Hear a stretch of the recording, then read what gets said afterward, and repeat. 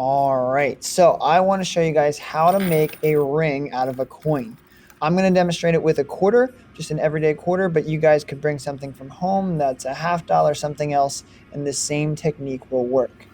When you go to do this, there's two things that we want to double check before we get going. First is your ring size.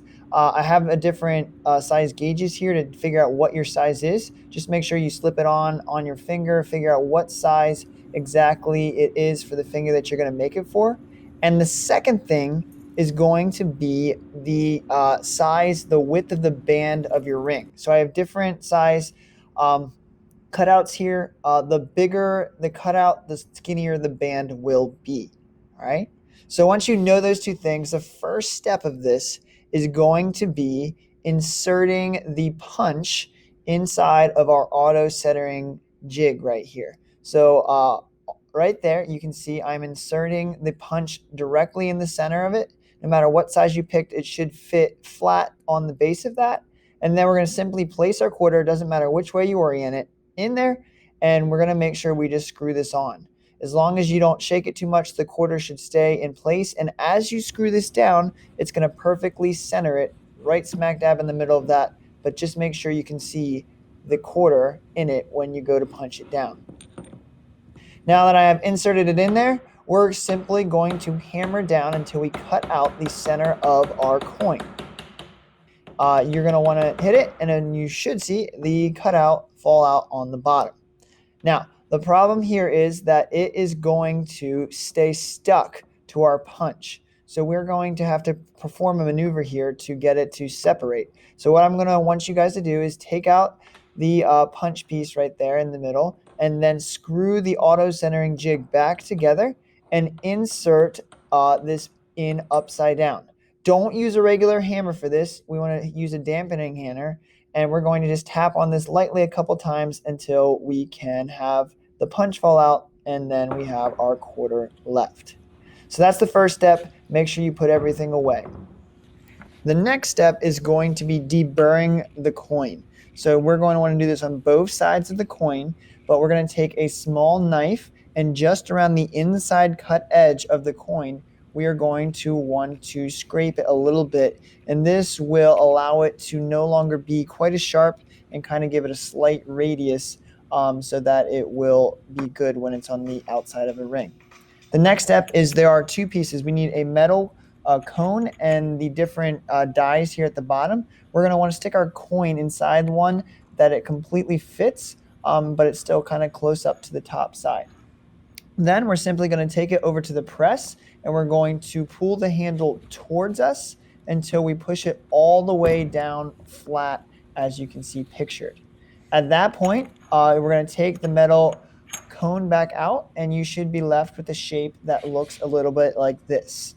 Now, we need to anneal the metal, which means metal auto hardens as you shape it. It gets harder. We need to soften that metal back up, otherwise we're going to rip it. So we have an oxyacetylene torch, and we are going to need to adjust it so that we can get a neutral flame. So there's a red and a green hose. You're going to want to just barely turn the red hose and then use a sparker to ignite it. And then we'll add just a little bit of the green, the oxygen, so that we can turn it to a neutral flame. Should look something like this. My iPad camera couldn't really pick it up. There should be a white inner cone on the inside of it. Once you have it set up, you'll take it over to your coin on top of the bricks here so that it won't absorb too much heat. And you're just going to want to heat up just until it changes color, gets a dull orange.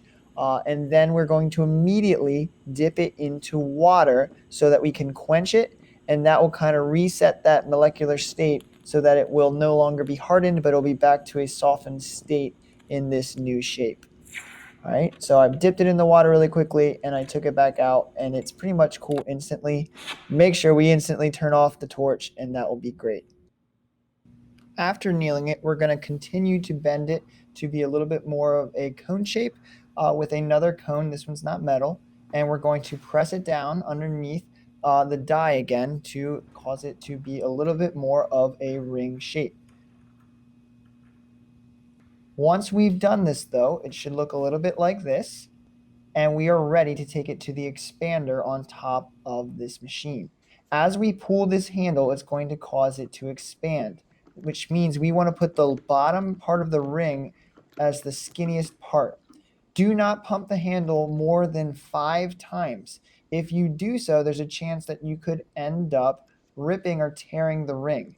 This is why we anneal it to soften the metal. So you can pump it more than that, but you'll have to go back to the blow torch. You can see I'm continuing to slowly slide it down this and continuing to expand it and stretch the ring so that I am able to make it flat and match the cut side to what is known as the reed side, the outside of the original quarter. Here I'm taking it to a mandrel, and you can see there are different numbers, different gauges of the ring. The goal is to have it be 2 sizes larger than what your actual finger size is going to be. And at this point, I have reached that. You can see it's pretty flat across. Understand that the reed side is always going to be a little bit skinnier than the cut side just because of the nature of the coin. We are now at the final stage of shaping the ring, and we have to reduce the edges of the coin to give it that rounded profile. So you can see I fit it in one of the dies that it was just barely sticking up above the edges of the die, and we're going to take it under and press it down lightly. When I say lightly, you're going to have to press down hard, but don't just smash it the whole way down until it's flat with the die. You want to do light, small increments so that we can try to make the ring symmetrical. You can see I'm taking the ring out, I'm flipping it over. The goal is, if you look at it straight on, you want both sides to be rounded over, and you want it to end up being the size of your finger that you're going to stick it on. So you want that rounded profile that's symmetrical and will fit.